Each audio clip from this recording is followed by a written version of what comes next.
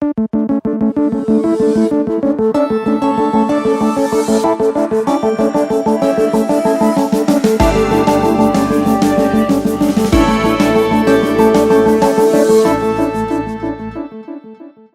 buenos días, queridos amigos. Hoy, jueves 25 de mayo del 2017, estamos desarrollando los trabajos del segundo día de labores de las terceras jornadas de Derecho Penal Tributario que celebramos en Ciudad de México en esta ocasión. Y tengo el gusto y me complace presentar a ustedes en esta entrevista a mi amigo, el doctor Raúl Servini Sánchez, quien es integrante de la delegación uruguaya que participa en estos trabajos de este Congreso Internacional. El doctor Servini es doctor en Derecho y Ciencias Sociales por la Universidad de la República Uruguaya, profesor emérito, primera cátedra y exdirector del Departamento de Derecho Penal de la Universidad Católica del Uruguay, quien expuso hace unos momentos de manera solemne el tema control transnacional de la evasión tributaria y las políticas contra el lavado de dinero y el financiamiento al terrorismo. Me da mucho gusto presentar a ustedes al doctor Servini. Doctor Servini, muy buenos días. Platíquenos brevemente sobre esta exposición magistral que acaba usted de disertar aquí para el público que comparece a este congreso académico. Bueno, ante todo un agradecimiento a nuestro querido anfitrión, porque este es un evento de una naturaleza extraordinaria, por la calidad de los conferencistas, por el interés del público y por la actualidad de los temas considerados. Lo que yo traté muy brevemente de expresar es que más allá de la dañosidad y la estructura intrínsecamente repudiable de algunas de las manifestaciones que estamos encarando, particularmente el lavado de dinero del delito organizado, el terrorismo, etcétera, incluso de la delincuencia tributaria, tenemos que ser muy cuidadosos y no entrar en la dialéctica de la pérdida de garantías. Hoy un trabajo multidisciplinario con el aporte de todas las ramas involucradas, particularmente llamando también a los economistas, se nos simplificaría bastante la tarea de poder encarar un confrontamiento es más eficaz y en términos de mucho mayor respeto a la estructura propia del Estado Democrático Social de Derecho. No tenemos que entrar dentro de la psicología de aquellos que, naturalmente apartados de la ley, recurren a cualquier atrocidad y a cualquier mecanismo para obtener sus objetivos.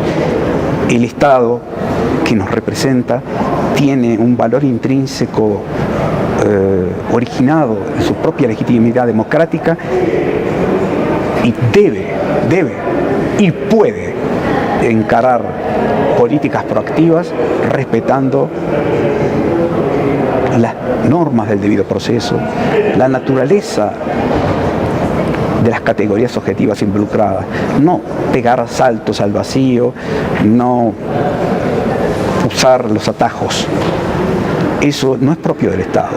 Sí, auxiliarse de las políticas proactivas cuando sea absolutamente necesario, pero no tomarlas como regla general facilitadora de una represión que termina siendo bastante indiscriminada.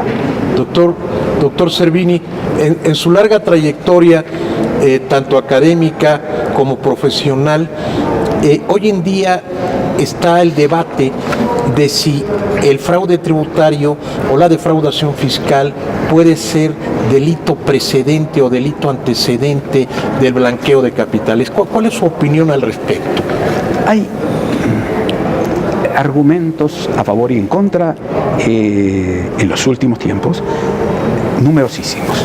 Tradicionalmente se entendió que no, porque obviamente eso salta a la vista, ataca en principio non bis in idem, se estaría castigando la misma conducta dos veces y se estaría violando también el principio de la autoincriminación y el autolavado.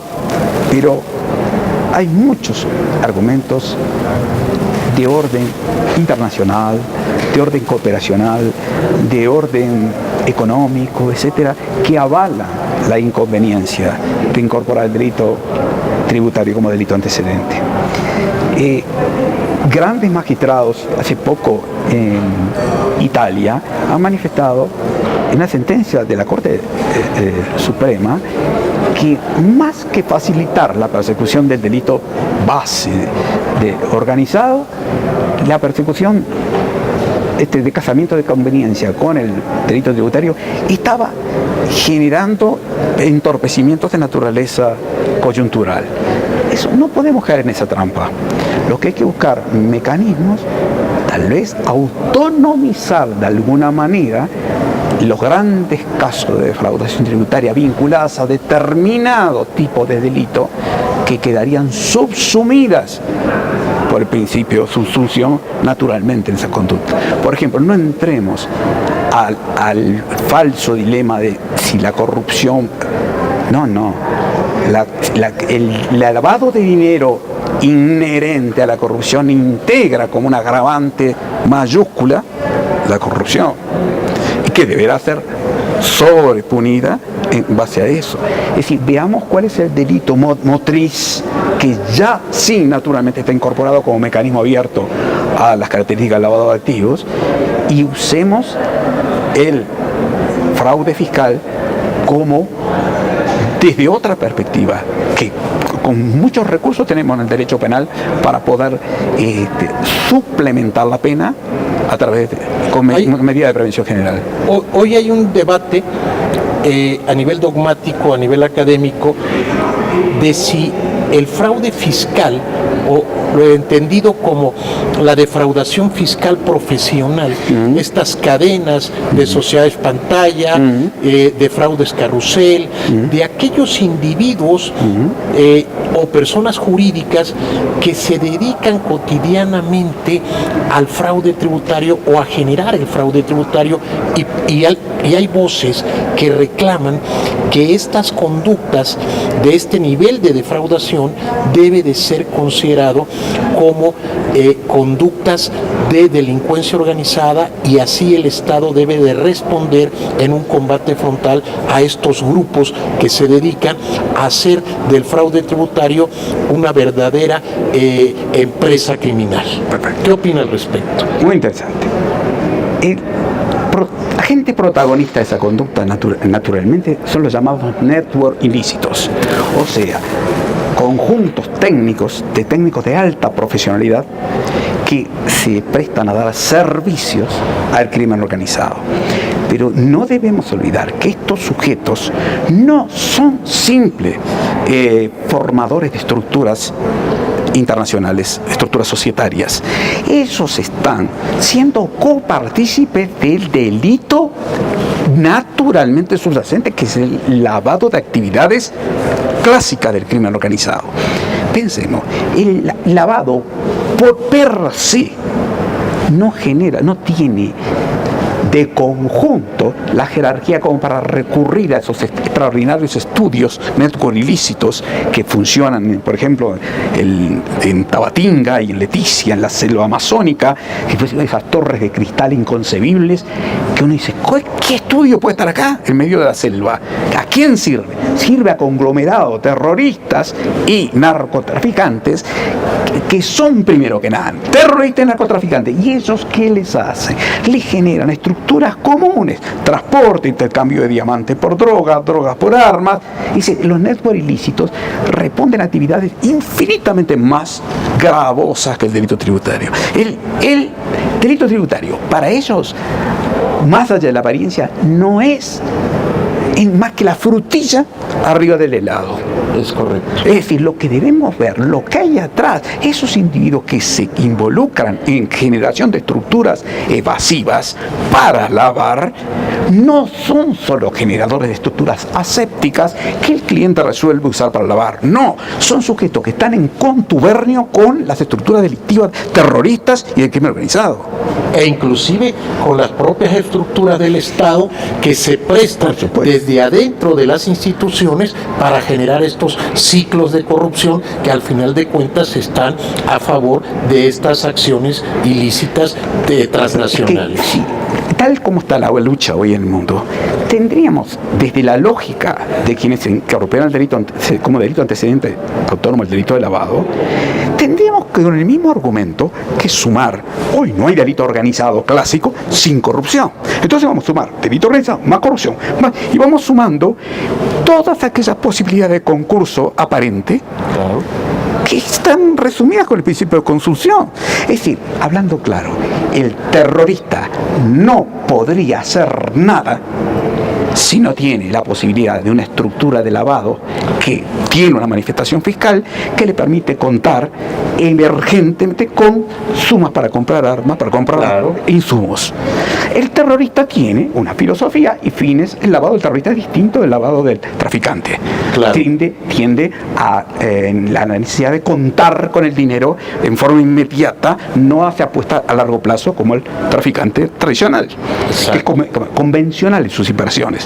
Pero el terrorista también, cuando recurre a esas conformaciones profesionales, esos profesionales no son abogados ni contadores, no, primero que nada son partícipes de actividades que efectivamente no tienen nada que ver con el asesoramiento jurídico. Porque cuando un abogado o un contador se presta al montaje de esas estructuras, en pleno conocimiento del origen de esos fondos, es un partícipe directo de esa actividad. Es un resorte sin el cual la actividad no se podría, en particular el terrorismo, no se podría consumar. Porque si yo no protejo el acervo al grupo terrorista, que puede ser incluso de origen legal, si yo tengo una fundación porque proclive el terrorismo, si yo no estoy facilitando la posibilidad de la compra de armas, etcétera, el terrorismo en sí mismo no existiría. Efectivamente. ¿Quién facilitó la compra del camión que atropella y mata a 100 personas? No solo la bomba, y las armas convencionales, porque hay terroristas de distinto pelo. Como ven, queridos amigos, un gran evento de clase mundial con los líderes iberoamericanos más representativos en estas materias. El doctor Raúl Servini Sánchez, participante e integrante de la derivación de la República Oriental del Uruguay, quien ha disertado el día de hoy con el tema Control transnacional de la evasión tributaria y las políticas contra el lavado de dinero y el financiamiento al terrorismo. Agradecemos profundamente a el doctor Raúl Servini Sánchez haber participado en esta entrevista, al igual que haber disertado esta solemne y magnífica conferencia. Y mientras tanto, les envío un abrazo fraterno en la distancia, esperando verlos muy pronto. Mientras tanto, mi abrazo fraterno a mi amigo, el doctor Raúl Servini Sánchez, por participar como integrante en este tercer evento internacional de Derecho Penal Tributario. Muy buenas tardes y hasta la próxima.